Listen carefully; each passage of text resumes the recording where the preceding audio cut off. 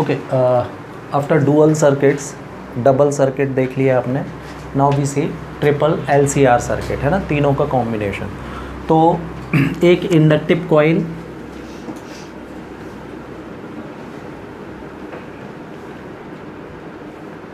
फिर एक कैपेसिटर और फिर एक ओमिक रेजिस्टेंस। इन तीनों को, इंडक्टिव कॉइल का सेल्फ इंडक्टेंस L है, कैपेसिटर का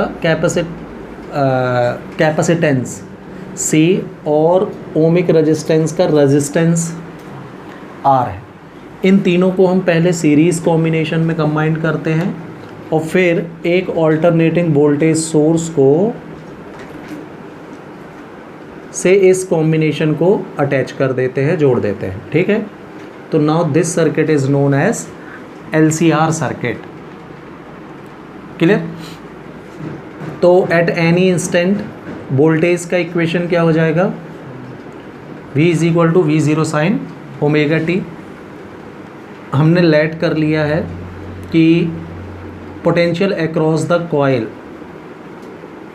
VL है, potential across the plates of capacitor VC and potential across the ends of resistance VR है and current flowing through the circuit I है,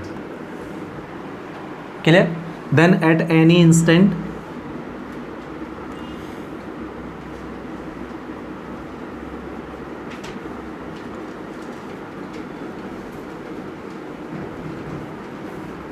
equation of alternating voltage क्या हो जाएगा,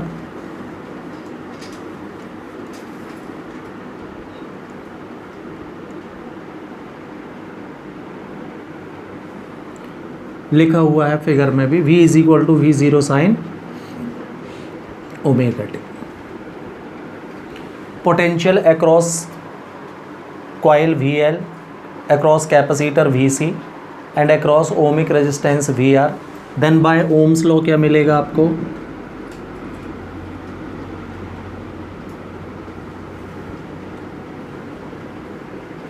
V is equal to RI से VL की value I into XL होगी, है ना। VC कितना होगा, I इंटू XC, इसमें तीनों जोड़े हैं तो VR की वैल्यू होगी कितनी, I इंटू R। ये इक्वेशन नंबर 4, क्लियर। अब सिंगल सर्किट्स में हमने ये देखा था कि प्योर ओमिक रेजिस्टेंस वाले सर्किट में ऑल्टरनेटिंग वोल्टेज मतलब VR और ऑल्टरनेटिंग करंट दोनों सेम फेज में होते हैं, राइट। प्योर कैपेसिटर वाले सर्किट में जो करंट होता है वो π/2 से लीड करता है VC से, हाँ। और प्योर इंडक्टिव कॉइल वाले सर्किट में करंट VL से π/2 से लैग करता है। The current is lagging with phase difference π/2 to alternating voltage VL, ठीक। अब इसमें तीनों कनेक्टेड हैं, तो अभी इसको मत देखो आप VR को, तो VC एंड VL का जो रिजल्टेंट है वो VL माइनस VC इस डायरेक्शन में वर्क करेगा। फिर से हम ये अज्यूम करके चल रहे हैं कि VL जो है वो ग्रेटर है किससे, VC से।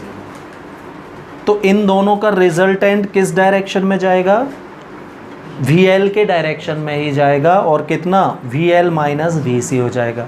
तो अब ये लाइन रिजल्टेंट की है, ध्यान से, किसकी है ये, VL माइनस VC की। तो अब VL माइनस VC इस डायरेक्शन में और VR अभी इस डायरेक्शन में वर्क कर रहा है, तो V L minus V C and V R का रिजल्टेंट भी यहां कहीं आएगा।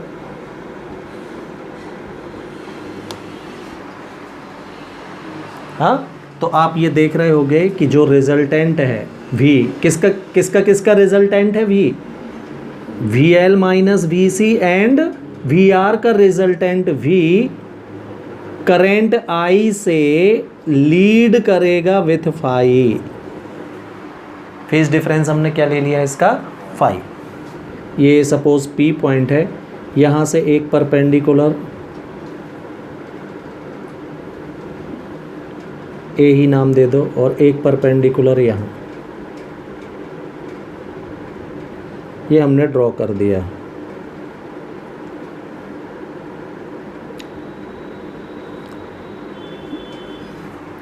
क्लियर? तो ये V L minus V C है, तो ये भी V L minus V C को ही शो करेगा अपोजिट लाइन, और ये V R. Yes, so we know that in an alternating circuit in which pure ohmic resistance is present, the alternating voltage, that is VR, and alternating current, that is I, are in same phase. And in an alternating circuit in which pure capacitor is present, the alternating voltage is lagging with pi by 2 to alternating current, or you can say alternating current is leading with pi by 2 to alternating voltage. Whereas the alternating circuit in which pure inductive coil is present, the alternating current is lagging to alternating voltage with pi by 2. हाँ, let इतना लिखने के बाद है ना, let the resultant of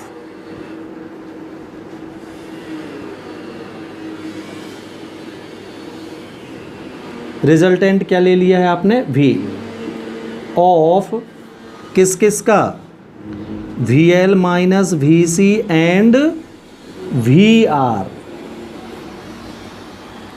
is leading to alternating voltage, alternating current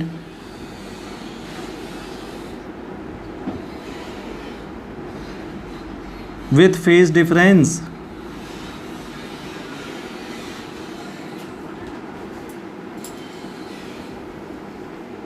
phi.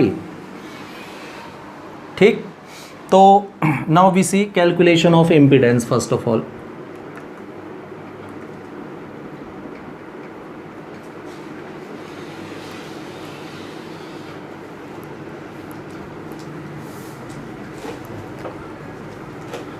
तो इसी figure में देखेंगे फिर से आप, in triangle P A O, ये है राइट ट्राइंगल, यहाँ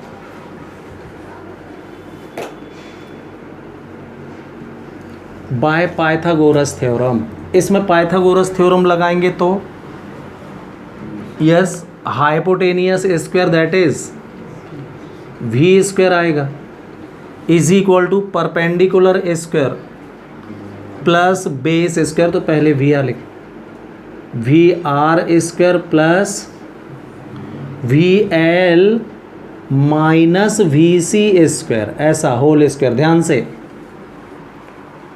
hypotenuse square is equal to perpendicular square plus base square, पहले इसको फिर इसको, या पहले इसको फिर इसको, ये लिख सकते हो आप। क्लियर?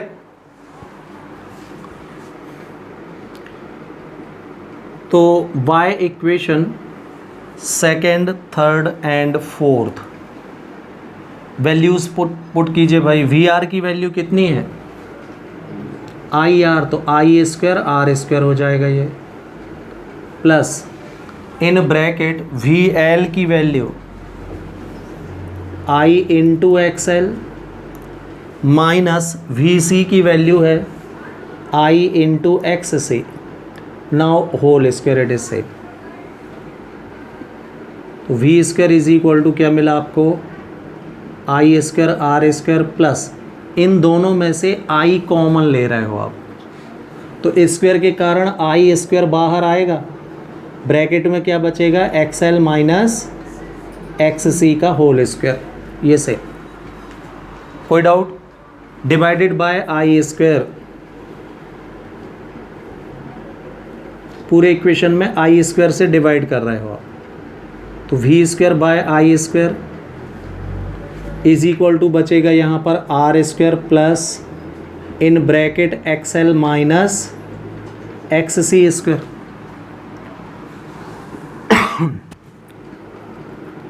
तो V square upon I square कितना हो जाएगा, हाँ एक्स एल की value omega into L minus X C की वैल्यू होती है कितनी, 1 by omega C, whole square same रहेगा। टेकिंग स्क्वायर रूट, तो स्क्वायर रूट लोगे तो वी बाय आई बचेगा यहाँ, इज इक्वल टू ये आ जाएगा अंडर रूट में R square plus omega into L minus 1 upon omega C whole square आएगा। ये है नेक्स्ट इक्वेशन नंबर 5 सपोज, और ये हो गए थे, ठीक है। Now on comparing this particular equation,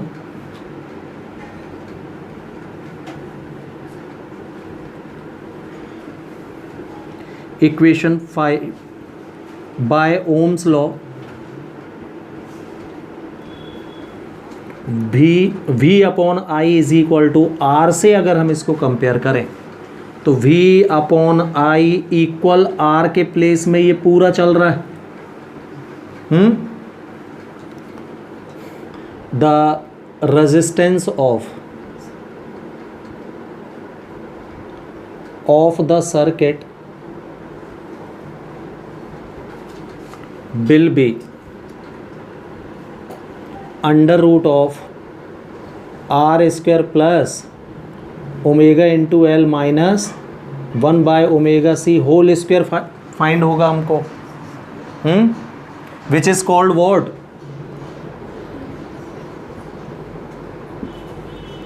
which is called impedance of the circuit.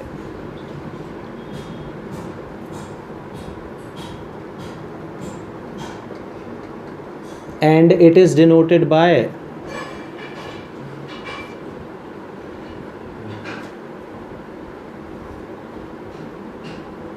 Z। Z से इसको शो करते हैं, तो Z की वैल्यू क्या मिल गई आपको, yes under root of R square plus omega L minus 1 upon omega C whole square, and this is the formula of impedance of the circuit, suppose it is equation number 6। Clear? तो LCR circuit का impedance इतना होता है R square plus omega L minus 1 upon omega C whole square. Clear? तो इसको note करो, फिर बाकी चीज़ें देखते हैं। So after calculating impedance of the circuit, now we see calculation of phase difference. So again see the figure, तो in triangle PAO again tan phi की वैल्यू हम निकालेंगे, तो tan phi होता है परपेंडिकुलर बाय बेस, तो perpendicular कितना आएगा इसका VL माइनस VC और बेस हो जाएगा कितना VR। इनकी वैल्यूज़ पुट कीजिए, VL की IXL और VC की I इंटू XC और R की होती है I into R। Yes, I common, तो ये बचेगा XL minus XC upon IR, I to I। XL की value omega into L, x C की 1 by omega into C by R, ये मिलेगा। तो फाई की वैल्यू आएगी कितनी, tan inverse omega L minus 1 by omega C upon R, and this is the formula of phase difference between resultant voltage and current flowing through the circuit. Clear? Now equation of current, equation of alternating current कितना होगा भाई इसमें? Yes, I is equal to I0 sine omega T minus phi. क्यों? Current lag कर रहा है कितने से? फाई से। फाई से पीछे है करंट, भी आगे है ये, है ना। वेयर फाई कितना? tan inverse omega L minus 1/ωc/r, है ना। अब इसी सर्किट में देखिए, अगर VC ग्रेटर होता किससे? VL से, तो रिजल्टेंट आपका इस साइड आता और कितना होता? VC माइनस VL दोनों का। तो अब VC माइनस VL और VR का रिजल्टेंट यहाँ कहीं आने लगता V, तो अब करंट क्या हो जाता? लीड करता करंट। तो उस कंडीशन में आपका इक्वेशन क्या होता? I is equal to I0 sine omega T plus phi, लेकिन फाई की वैल्यू क्या होती है? 1/ωc माइनस ओमेगा एल, ये बदल जाता। क्लियर? और अगर किसी सर्किट में ये दोनों सेम हो जाए, VL और VC LCR सीरीज में, तो ये दोनों अगर सेम होंगे तो यहाँ देखो आप, तो XL और XC की वैल्यू 0 हो जाएगी। यहाँ से देखें इसमें, तो आप देख रहे होंगे कि जो सर्किट का इम्पीडेंस है वो ओमिक रेजिस्टेंस के बराबर आ जाएगा। अगर ये दोनों सेम हो जाएं तो resistance of the circuit is equal to the resistance of only ohmic resistance. तीन चीज़ें जुड़ी हैं। आपको पता है सीरीज कॉम्बिनेशन में सभी के रेजिस्टेंस ऐड होते हैं, लेकिन फिर भी क्या हो रहा है, अगर ये दोनों बराबर हो गए तो कि पूरे सर्किट का रेजिस्टेंस केवल ओमिक रेजिस्टेंस के बराबर हो जाएगा, मतलब मिनिमम होगा ये, सबसे कम। आप ऐसे सोचो, मान लीजिए ये 3 ओम 2 ओम और ये 5 ओम का भी है, सीरीज में है, तो वैसे सीरीज कॉम्बिनेशन में टोटल रेजिस्टेंस क्या होना चाहिए था? 10 ओम। सीधे ऐड होते हैं ना, R is equal to R1 plus R2 plus R3 series में रेजिस्टेंस। तो होना क्या चाहिए था वास्तव में? पूरे सर्किट का रेजिस्टेंस क्या होना चाहिए था?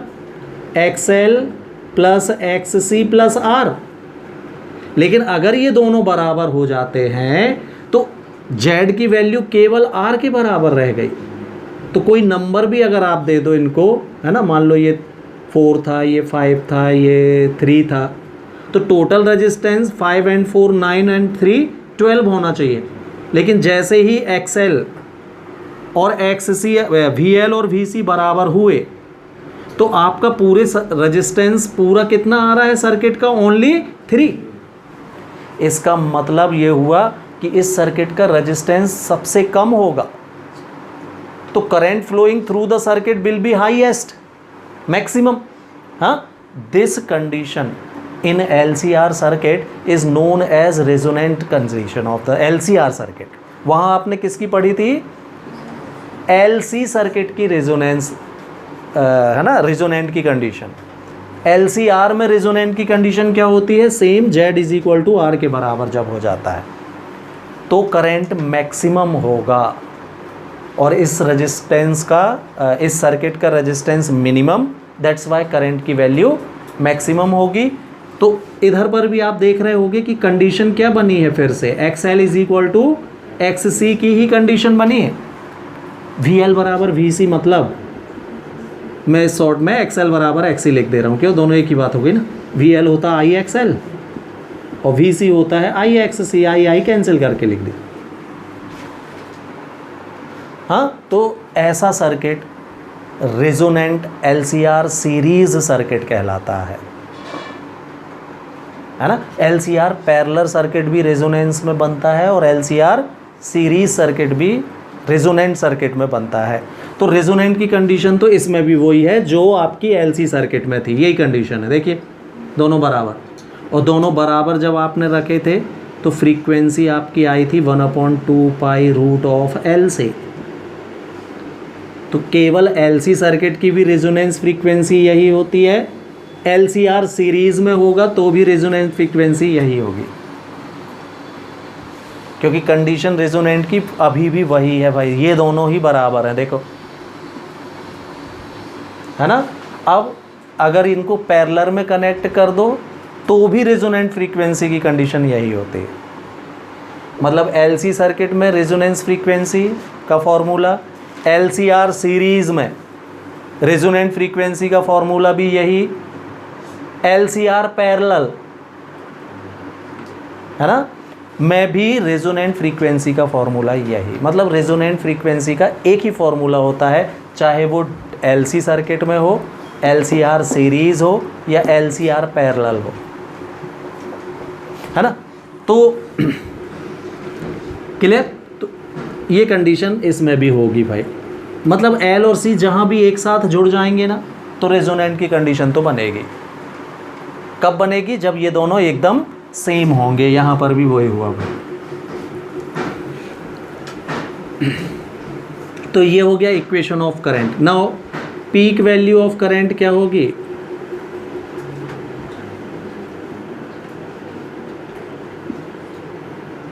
Yes, by Ohm's law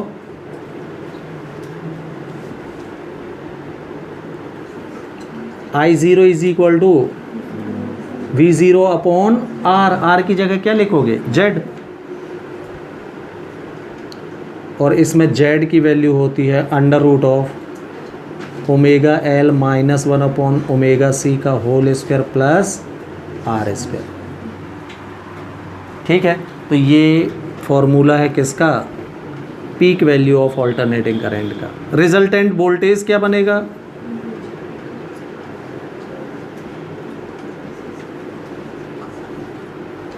again by Ohm's law,